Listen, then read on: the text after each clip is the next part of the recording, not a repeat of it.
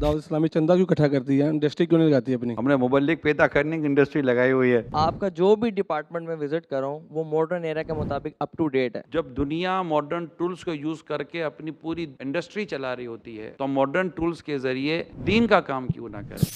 दावत इस्लामी ऐसे किचन्स लगा दे या ऐसा दस्तरखान लगा दे। कोई डिजास्टर हो, कोई उम्मत को ज़रूरत हो तो हम एक्टिव होते हैं, और हमारे पास चूंकि एक मैसिव फॉलोइंग है तो अल्लाह की रहमत से हम बड़ा अच्छा रिएक्ट करते हैं। मौलवी हजरात को नजर बद कम लगती है, जादू जिन्नात और असरात। अगर ये हकीकत भी है तो आपको मौलवी होने की दावत है, कोई मना नहीं कर रहा। आप भी बन जाएं। अगर किसी शख्स दाढ़ी वाले ने जिसने दाढ़ी रखी है, फॉर एग्जांपल मैंने दाढ़ी रखी है, मैंने कोई झूठ बोल दिया तो वो कहते हैं जी अबे दाढ़ी वाले हो रखी है यार, दाढ़ी वाला होगा झूठ बोल रहे हैं। झूठ झूठ है, बेशक दाढ़ी वाला है, चाहे ये बंदा है, अगर इसने दाढ़ी नहीं रखी तो इसने झूठ बोला। जोशी भाई के बड़ी मिसालें दे रहे हो आप काफ़ी देर से। अगर इन्होंने झूठ बोल दिया, क्या इसको सवाब मिलेगा? झूठ तो झूठ है, चाहे दाढ़ी वाला है या दाढ़ी के बगैर है। 5 नमाजें क्या सिर्फ दाढ़ी वाले पे फर्ज है? मैं इसका असल बताता हूँ।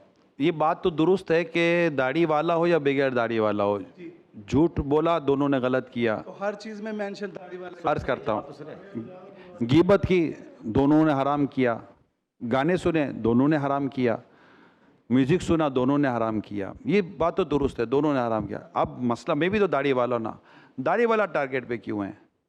क्योंकि दाढ़ी वाले से लोग ये एक्सपेक्ट नहीं करते, उसकी जिम्मेदारी आ जाती है दीन, क्योंकि उसने दीन का एक बहुत ही खूबसूरत मैसेज एक्सेप्ट किया और उसको उसने अडॉप्ट किया है। मिसाल के तौर पर लड़का कोई काम करता है, आपका बेटा कोई काम करेगा और आप भी वो काम करो तो लोग आपके बेटे को इतना बुरा नहीं बोले जितना आपको बोला भैया तुम बापों को ये काम कर रहे हो यार, चलो वो तो तुम्हारा बेटा था, तो आप बोला तो बेटा सही करे, बेटा करे तो सही, मैं करूँ तो गलत। तो बाज़ औक़ात ऐसा होता है कि हम खुद अपने तौर पर अपनी रिस्पॉन्सिबिलिटी को भूल जाते हैं। या अल्लाह पाक ने बड़ी रहमत और बड़ी नेमत दी है कि हमने ये दाढ़ी जैसी नेमत इख्तियार की है। मैं आपको इसकी एक और मिसाल देता हूँ। इमाम आज़म इमाम अबू हनीफ़ा रहमतुल्लाह ताला अलैह, बारिश थी, कीचड़ सा था, फिसलन थी, तशरीफ़ ले जा रहे थे, चल रहे थे, बच्चा तो बच्चा होता है, बच्चा वहाँ फुदक फुदक के जा रहा था, तो इमाम आज़म ने फरमाया बेटा संभल के चलो फिसल जाओगे। वो बच्चे ने फ़ौरन जवाब दिया, बोला इमाम शुक्रिया, आप संभल के चलें, मैं फिसला तो मैं फिसलूँगा, आप फिसले तो उम्मत फिसल जाएगी। हमारा मैसेज है, जैसे आप लोग इस वक्त मुझे सुन रहे हैं, मैं अब आपको अपना बताता हूँ, आप लोग मुझे सुन रहे हैं ना, मैं आपको कह रहा हूँ ये नहीं करें, ये नहीं करें, ये नहीं करें, ये नहीं करना चाहिए, तो मैं आपको एक तरह से दावत भी दे रहा हूँ कि अगर आप मुझे काम करता देखेंगे तो मुझे कहेंगे भाई हमें मना करता था, तू क्यों कर रहा है, राइट? तो ये एक रिस्पॉन्सिबिलिटी, मस्जिद के इमाम है, मस्जिद का इमाम भी तो नमाज पढ़ रहा है, पढ़ा रहा है, पढ़ाना ही उसको अलग कर देता है। क्या आम मुक्तदी के मुकाबले में इमाम को ज़्यादा एहतियात करनी पड़ती है। अल्लाह पाक की रहमत से जिसने दाढ़ी रख ली है उसकी एक रिस्पॉन्सिबिलिटी तो बढ़ गई है और उसको अपनी रिस्पॉन्सिबिलिटी को पूरा करना चाहिए। एक आम आदमी नाचता कूदता है, कोई इसको इतना बुरा भला नहीं कहेगा, लेकिन जब एक मजहबी आदमी नज़र आने वाला नाचेगा कूदेगा तो लोग कहेंगे कि यार, अब जैसे कि लोग हमें ऐसी दावत में देख लें कि जहाँ पर कुछ उल्टा सीधा काम हो रहा है तो कोई कान में आकर बोलेगा मौलाना तुमको इधर नहीं होना चाहिए था। अब मैं उसको बोलूँ फिर तू इधर क्या कर रहा है, बोलेगा मैं तो मतलब आपको नहीं होना, तो वो बात नहीं, मैंने भी उसको सही बोला मगर उसने भी मुझे गलत बात तो नहीं की ना। अच्छा चले, आपकी एक बात तो समझ आ गई, लेकिन अब इसका मतलब तो ये हुआ ना कि पहले मैं ठीक हो जाऊं फिर दाढ़ी रखूं, तो मैं ना ठीक हूं ना दाढ़ी रखूं। नहीं, दाढ़ी रखना खुद एक ठीक होना, ये आप और हम ठीक हो रहे हैं, हम में से कोई भी ऐसा नहीं है ये दावा कर दे कि मैं ठीक हो चुका हूँ। ये हमारा प्रोसेस चल रहा है कि हम ठीक हो जाएं। ठीक होने में एक काम ये किया कि हमने अल्हम्दुलिल्लाह एक मुट्ठी दाढ़ी रख ली, नमाज पढ़ ली, इबादत और नेकी की तरफ आ गए, ये है। अस्सलाम वालेकुम। वालेकुम अस्सलाम। मेरा नाम मुबशर है, मैं वज़ीराबाद से हूँ। मेरा सवाल है कि दावत इस्लामी चंदा क्यों इकट्ठा करती है, इंडस्ट्री क्यों नहीं लगाती अपनी? हमने मुबल्लिग पैदा करने की इंडस्ट्री लगाई हुई है, उसके लिए डोनेशन चाहिए होता है। ये फैक्ट्री लगी हुई है हमारी, हाफिज़ बनाने की फैक्ट्री है, आलिम बनाने की फैक्ट्री है, मुबल्लिग बनाने की फैक्ट्री है। अब ये पूरी प्रोडक्शन निकालने के लिए जो इन्वेस्टमेंट चाहिए वो हम चंदे के ज़रिए ले लेते हैं। दीन का काम 1400 साल से ज़्यादा अरसा गुजर गया, दीन का काम चंदे से हुआ है। ये मोटी बात ज़हन में बिठा लें। गज़वात के मौके पर नबी पाक सल्लल्लाहु अलैहि वसल्लम ने सहाबा को क्या फरमाया? अल्लाह की राह में दो, अल्लाह की राह में ख़र्च करो। सिद्दीक़ अकबर लाए, फ़ारूक़ आज़म लाए रज़ियल्लाहु तआला अन्हुमा, दीगर साहबा लाए, حضرت عبدالرحمن بن عوف لائے, حضرت عثمان غنی لائے رضی اللہ تعالیٰ عنہما. یہ سب یہ کیا جمع ہو رہا تھا؟ چندہ ہی تو تھا, ڈونیشن ہی تو تھا. اور اس کے بعد اسلام و دین کا جو ذریعہ ہے, ایک جو طریقہ کار ہے, زکوٰۃ کلیکشن ہے. یہ تو آپ بھی مانتے ہیں. بیت المال, یہ آپ نے سنا ہوگا, نبی پاک صلی اللہ علیہ وسلم اپنے عاملین مقرر فرماتے تھے جو جا کر زکوٰۃ کلیکٹ کرتے تھے, اور زکوٰۃ کلیکٹ کرنے کے بعد بیت المال میں جمع ہوتا تھا. وہیں سے ساری وہ ریاست کے اور حکومت کے اور معاملات اور خلافت کے معاملات اسی سے چلا کرتے تھے. زکوٰۃ کا ایک پورا نظام بنا ہوا ہے, مطلب پورا نظام, رفاع عامہ کا پورا نظام, یہ پورے کے پورا اسی پر اسٹیبلش.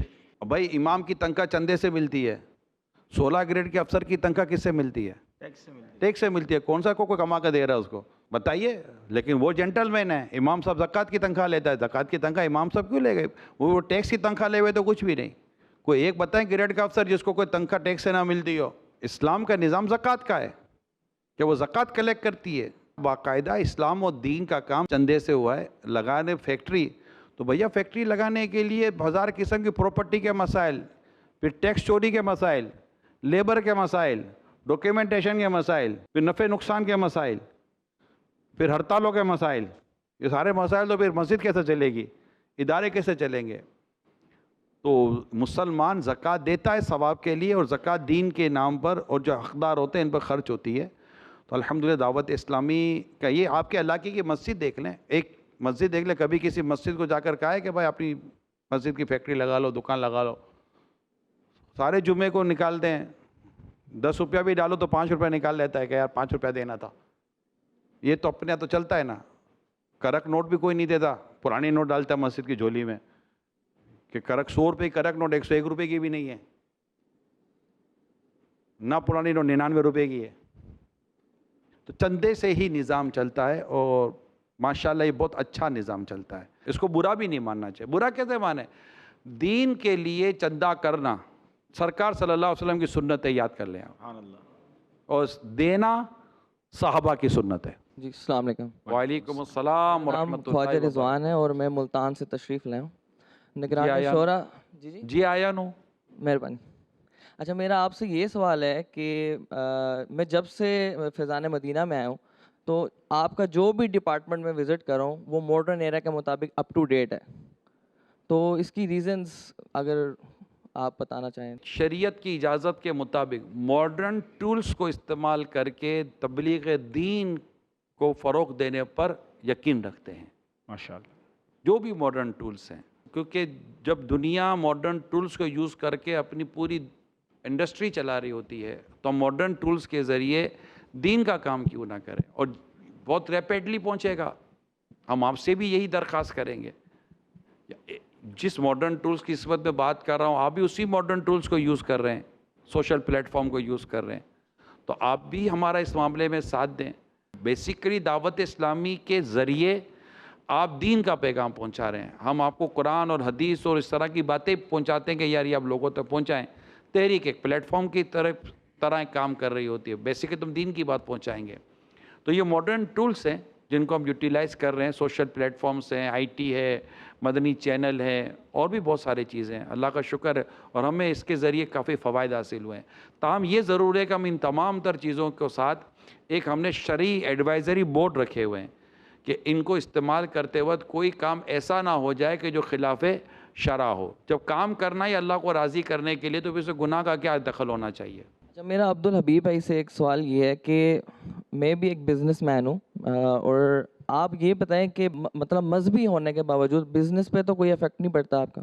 میں تو یہ سمجھتا ہوں کہ بزنس مین بہت اچھے طریقے سے دین کا کام کر سکتا ہے, کیونکہ اللہ پاک نے اس کو ایک ایکسٹرا مائنڈ دیا ہوتا ہے. وہ اپنے گاہک کو جب انسپائر کر سکتا ہے, اپنا سودا بیچ سکتا ہے, تو کسی کو نمازی بھی بنا سکتا ہے.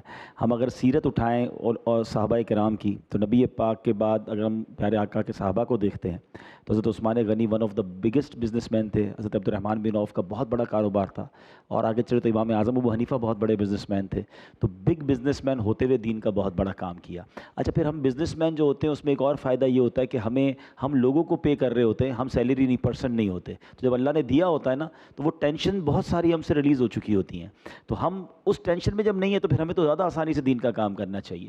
اور تیسری بات میں یہ سمجھتا ہوں, آج ایک بزنس مین اتفاق اسلام بھائی مجھ سے ملنے آئے کہ ان کے ماشاء اللہ پیٹرول پمپس تھے, تو مجھے کہتے ہیں کہ میرے پاس پیٹرول پمپس ہیں لیکن میں چاہتا ہوں میں دین کا کام کروں, ٹائم نہیں نکلتا. تو میں نے ان کو ایک فارمولہ بتایا, شاید آپ کو کام آ جائے, آپ کے توسل سے اور ویورز کو کام آ جائے. میں نے بہت پہلے ایک ڈیسائیڈ کیا تھا کہ میں خود بزنس کروں تو شاید میں 100 روپے کماؤں گا, اور میں اپنے کچھ فرنٹ مین کھڑے کر لوں, میرے مینیجرز یا میرے جو بھی امپلائیز ہیں ان پر بھروسہ کروں اور ان کو کام سکھا دوں اور صرف سپروائز کروں, تو شاید 70 روپے وہ کمائیں گے. 30 روپے ہمیں لگتا ہے, باقی تو جو ریسیو میں وہ ملنا ہے. ہمیں لگتا ہے کہ یار میں زیادہ ایفرٹ کروں, کاروبار پہ ٹائم دوں. تو میں نے کیا ڈیسائیڈ کیا کہ یار میں اچھے لوگ کھڑے کر کے 30 روپے کم بھی کما لوں, لیکن اس 30 روپے میں مجھے اپنی زندگی میرے ہاتھ میں مل گئی. اب میں نہ کروں, کام پہ نہ جاؤں, تو میں دین کا کام کر لوں, میں انجوائے کروں لائف کو. کچھ لوگ ساری زندگی صرف پیسہ کماتے ہیں, اپنا ہی پیسہ خرچ کرنے کا ان کے پاس ٹائم نہیں ہوتا. تو یہ تو بے وقوفی ہے کہ صرف کاروبار کے لیے لائف گزاری. کاروبار ایسا کرنا چاہیے جس میں آپ کی پریزنس کم ہو, اپنی پریزنس کو پیچھے لے آئیں اور اس پریزنس کو جو آپ کے ہاتھ میں آ گئی ہے اس کو دین کے لیے استعمال کریں, حرمین طیبین جائیں, حج عمرے کریں, دنیا دیکھیں. تو یہ جب ہو سکے گا کہ جب آپ اپنے اچھے فرنٹ مین کھڑے کریں گے اور اللہ پر توکل کریں گے. عثمان محمود میرا نام ہے, ملتان سے آیا ہوں, اور جو میرا پروفیشن ہے میں سوشل میڈیا کنسلٹنٹ ہوں. کراچی میں فرسٹ ٹائم آیا ہوں, پہلی دفعہ ہی میں فیضان مدینہ میں آیا ہوں. کراچی بھی پہلی بار آئے؟ فرسٹ ٹائم آیا ہوں. اوہ, فیضان مدینہ بھی پہلی بار آئے؟ ہاں جی. کیا بات ہے. اچھا, اور جو میرا کوشچن ہے وہ ہے مائنڈ سیٹ کے اوپر نا, کہ بہت سارے ایسے لوگ ہیں جو کہ بہت زیادہ خوش بھی رہتے ہیں اور اس کے بعد کچھ ایسے سٹیپس آتے ہیں اور ادھر سے یا ادھر کی جو لوگ ان کو باتیں کر دیں گے تیرنوں نظر لگ گئی ہے یا تیرے تے جادو ہو گیا ہے. مطلب یہ دو چیزیں ہیں, نظر بد اور جادو. تو جب وہ ٹھیک ہوتے ہیں تو کوئی چیز فیل نہیں ہوتی, اور جب ڈاؤن فال آتا ہے تو ادھر سے ادھر جو لوگ ان کا جو مائنڈ چینج کرتے ہیں تو وہ ڈسٹرب ہو جاتا ہے. تو بعد میں اگین اسی پہ لاؤں کہ جو مائنڈ سیٹ ہے تو اس میں ہمیں کیا رہنمائی ملنی چاہیے؟ نظر بد حق ہے, جادو بھی حق ہے. نظر بھی لگتی ہے اور جادو بھی ہوتا ہے, لیکن ہر چیز نہ نظر بد ہے نہ ہر چیز میں جادو ہے. یعنی جب آپ ڈیکلائن ہو جاتے ہیں, پیچھے ہٹنا شروع ہو جاتے ہیں, کام ہو نہیں رہے ہوتے, وہ کہتے ہیں نا کہ وہ سونے میں ہاتھ ڈالتے تو مٹی ہو جاتا ہے. تو یہ ضروری نہیں ہے کہ نظر بد ہو, یہ ضروری نہیں ہے کہ جادو ہو. بھائی ہمارے نصیب میں نہیں ہے, مقدر ہے کہ نہیں آ رہا ہوتا. جب آ رہا ہوتا ہے تو کیا ہوتا ہے, اور کچھ ہوا ہوتا ہے. تو اصل میں کچھ چیزیں مقدر کی ہوتی ہیں, نصیب کی ہوتی ہیں. روزگار یا روزی یا جو بھی چیز ہے وہ ہمارے نصیب میں نہیں ہوتا. کبھی زندگی میں اس طرح کے حالات ہوتے ہیں کہ ہر تھوڑے دنوں بعد کوئی پریشانی آ رہی ہوتی ہے, تو وہ رات آئی, اس تو زندگی کی ایک رات آئی ہے. صبح کا انتظار کریں. جب صبح آئی ہے وہ خوشی ہے, جو مٹی میں آ ڈال دو سونا ہو جاتا ہے. خوشی آئی ہے تو بھی رات کا انتظار کریں. زندگی ان دونوں کے ساتھ چلے گی, شام بھی آئے گی, خوشی بھی آئے گی, رات بھی آئے گی, دن بھی آئے گا, رات, یہ سب کے سب ساتھ چلیں گے. ہر چیز جادو نہیں ہوتی, لیکن جادو نہیں ہے یہ بھی نہیں ہے, جادو بھی ثابت ہے, ٹھیک ہے, اور نظر بد بھی ثابت ہے. حدیث میں بھی ہے, بچنے کی کوشش کرتا رہے, اللہ پاک سے دعا کرتا رہے, اور شو آف ہونے سے خود کو بچائے. میں نے جو نظر بد سے بچنے کا جو شارٹ کٹ دیکھا ہے, یہ میری اپنی پرسنل رائے ہے, میں نے نظر بد سے بچنے کا جو شارٹ کٹ دیکھا ہے وہ شو آف سے بچنا ہے. شو آف ہو ہی اس لیے رہے کہ لوگ دیکھیں.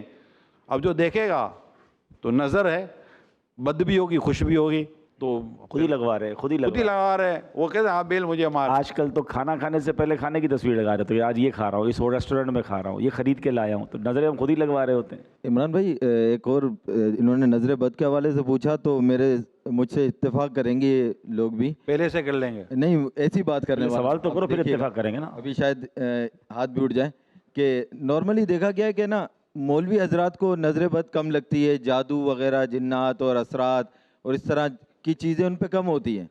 اور ہے نا دیگر جو لوگ ہوتے ہیں, اور آپ نے مختلف جگہوں پہ دیکھے ہوں گے, جو ہم جیسے لوگ, نیوٹرل لوگ, کلین شیو لوگ, پینٹ شرٹ والے لوگ, یہ ان پر نظر بد, جادو, جنات وغیرہ کا کچھ زیادہ ہی اثر ہوتا ہے. رش بھی ایسی جگہوں پر ہم لوگوں کا زیادہ ہوتا ہے, ایسا ہے. اور مولویوں پہ ایسے اثرات وغیرہ کم ہوتے ہیں. تو اس کی بھی وجہ اگر بتا دیں تو. نہیں, اگر یہ حقیقت بھی ہے تو آپ کو مولوی ہونے کی دعوت ہے, کوئی منع نہیں کر رہا. آپ بھی بن جائیں, آپ پہ بھی نظر کم لگے گی. مجھے کسی نے کہا تو جب سے دعوت اسلامی میں تیرے پہ پیسہ بہت آ رہا تھا, میں تجھے کس نے منع کیا, آ جا. ایک چٹکلا ہوا تھا, آپ بھی آ جاؤ کہ دعوت اسلامی کا گیٹ تو کھلا ہوا ہے. اور یہ اگر یہ اس کو آپ تسلیم کر بھی لیں, جیسا کہ شہزاد بھائی آپ نے کہا ہے, اگر تسلیم کر لیں تو اس کا میرے پاس جواب موجود ہے. کیونکہ جب ایک شخص مذہبی ہو جاتا ہے نا, دین کو سمجھتا ہے, تو اس کو ماشاء اللہ کہنا آتا ہے, اس کو بارک اللہ کہنا آتا ہے. وہ گھر سے نکلتا ہے تو دعا کر کے نکلتا ہے, بسم اللہ توکلت علی اللہ ولا حول ولا قوت الا باللہ العلی العظیم. وہ دعا پڑھ کر نکلتا ہے تو وہ اللہ پاک اس کے لیے بہت سارے راستے آسان کر دیتا ہے. وہ آیت الکرسی پڑھ لیتا ہے, اس کی حفاظت کی جاتی ہے. وہ شجرے کے اوراد پڑھتا ہے, وہ حصار پڑھتا ہے, وہ بہت ساری ایسی چیزیں پڑھتا ہے جس کو حدیثوں میں لکھا ہوا ہے کہ اس سے حفاظت ہوتی ہے. یہ پڑھ کے نکلو تمہاری حفاظت ہوگی, یہ کرو تمہارا مال محفوظ رہے گا. جیسے یا جلیل و 10 بار پڑھ کر اپنے سامان پر دم کر دو, آپ بھی پڑھ کے دم کر دے تو سامان آپ کو چوری ہونے سے بچے گا. تو بولے مولوی کے موبائل کم چوری ہوتا ہے, چونکہ اس کو آ رہا ہے تو وہ کر رہا ہے, جس کو نہیں آ رہا تو وہ نہیں کر رہا. تو آ جائیں اسی لائن میں, بہترین لائن ہے. اور رہی بات یہ کہ اس کو نظر نہیں لگتی ہوگی, ایسا نہیں ہے, نظر لگتی ہوگی اور نظر حق ہے, لگ جاتی ہے. اس کو جادو نہیں ہو سکتا یہ بھی نہیں کہہ سکتے. خود نبی پاک صلی اللہ تعالیٰ علیہ وسلم پر جادو ہو گیا. اب آپ سے بڑھ کر کون بزرگ ہوگا؟ سرکار صلی اللہ علیہ وسلم سے بڑھ کر تو کوئی بزرگ نہیں ہے نا. جس کو بزرگی ملی وہ نبی پاک کے صدقے میں ملی ہے صلی اللہ علیہ وسلم. نبی پاک صلی اللہ علیہ وسلم پر بھی تو جادو کیا گیا, سورہ فلق سورہ ناس نازل ہوئی.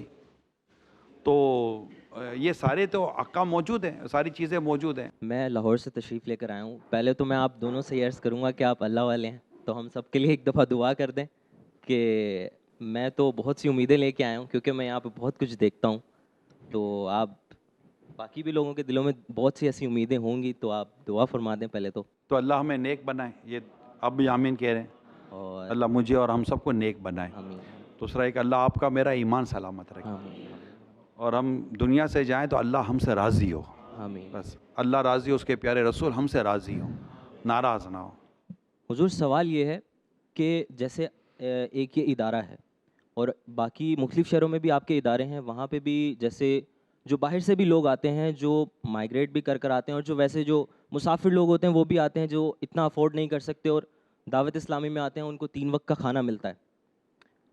میرا سوال یہ ہے کہ ان فیوچر دعوت اسلامی کچھ ایسا کام بھی کرے کہ وہ ان جگہوں پہ ایسے کچنز لگا دے یا ایسا دسترخوان لگا دے کہ جو لوگ افورڈ نہیں کر سکتے کھانا, یا جن تک وہ چیز نہیں پہنچ سکتی جو وہ ان کے لیے نہیں, وہ کر ہی نہیں سکتے, تو آیا دعوت اسلامی اس بارے میں بھی کچھ سوچتی ہے کہ ہمیں باہر نکل کے بھی کچھ لوگوں کی اس طرح سے بھی رہنمائی کرنی چاہیے؟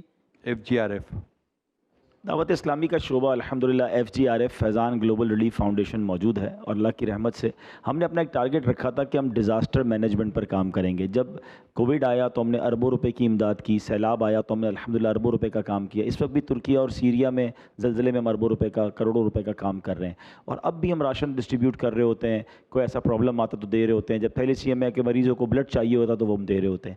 لیکن چونکہ دعوت اسلامی کا کور ورک جو ہے نا وہ دین کا کام ہے, اور اس کو ہم سمجھ لیں ہمارا ایک سب ڈپارٹمنٹ FGRF ہے کہ وین ایور کوئی ڈیزاسٹر ہو, کوئی امت کو ضرورت ہو تو ہم ایکٹیو ہوتے ہیں. اور ہمارے پاس چونکہ ایک میسو فالوئنگ ہے تو اللہ کی رحمت سے ہم بڑا اچھا ریئیکٹ کرتے ہیں. تو یہ کام الحمدللہ ہم کر رہے ہیں, اور ہم کہہ سکتے ہیں کہ آج بھی ہم ہزاروں لوگوں کو روزانہ کھانا ویسے ہی کھلا رہے ہوتے ہیں الحمدللہ.